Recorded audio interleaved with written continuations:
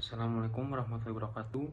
Di sini saya akan mempresentasikan human trafficking bersama kelompok saya yang beranggotakan Sylvia Ramadhani dengan NPM 178, M Bintang Arti dengan NPM 165, dan Christian Heriawan dengan NPM 066, dengan Abimanyu Pursakti 275, dan saya Ali Pradana Akbar 130. Di sini saya akan membacakan latar belakang. Tindakan pengangkutan, pemindahan, penampungan, atau penerimaan seseorang baik di dalam negeri maupun lintas negara dengan menggunakan ancaman kekerasan, penipuan, penyalahgunaan kekuasaan, atau eksploitasi dalam bentuk lain untuk tujuan tertentu. Trafficking seringkali dilakukan dengan maksud atau mengeksploitasi korban seperti eksploitasi seksual, kerja paksa, perbudakan, atau pengambilan organ tubuh. Slide selanjutnya akan dibacakan oleh rekan saya. Selanjutnya saya akan membacakan pelanggaran pidana. Hukuman pidana penjara paling lama 15 tahun atau denda maksimal 600 juta.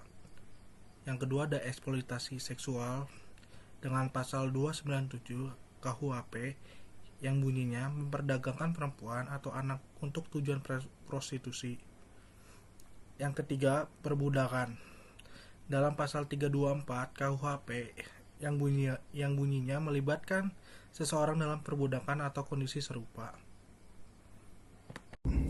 Selanjutnya saya akan membacakan upaya pencegahan.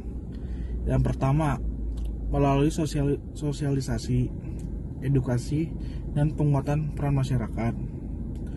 Yang kedua, perlindungan korban.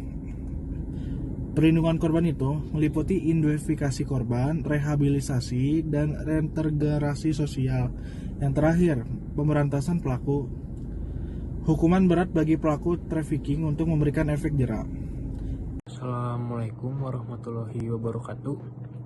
Perkenalkan, nama saya Christian Heriawan dengan NPM 211066. Di sini saya akan memberikan ciri-ciri trafficking. Yang pertama ada tidak memiliki kebebasan bergerak, lalu yang kedua ada dipaksa bekerja di bawah ancaman atau di bawah kekerasan, lalu yang ketiga ada dipisahkan oleh keluarga atau komunitas, lalu yang keempat ada tidak memiliki akses kedokumenan pribadi. Sekian dari saya, terima kasih. Perkenalkan, nama saya Abimanyu Pursakti dengan NPM 211000275. Di sini saya akan membacakan pelanggaran terhadap hak asasi manusia, yaitu HAM. Human trafficking melanggar hak-hak dasar manusia seperti yang pertama, hak untuk bebas dari perbudakan dan pekerja paksa. Yang kedua, hak atas kebebasan bergerak.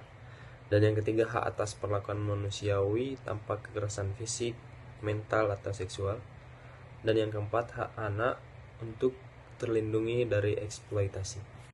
Kemudian di sini saya akan membahas tentang pentingnya perlindungan bagi perempuan yang menjadi korban human trafficking ataupun kejahatan lainnya. Perlindungan ini juga sangat penting untuk memuliakan hak, martabat, dan kesejahteraan perempuan.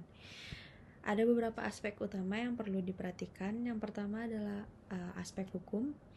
Perempuan korban berhak mendapatkan pendampingan hukum agar mereka bisa memperoleh keadilan, termasuk bantuan untuk mendapatkan ganti rugi dari pelaku. Kemudian yang kedua ada psikologis. Banyak sekali korban perempuan yang mengalami trauma mendalam sehingga mereka membutuhkan dukungan emosional, mental melalui konseling ataupun terapi. Ini juga membantu mereka bangkit dari pengalaman buruk yang mereka alami. Kemudian yang ketiga ada aspek sosial.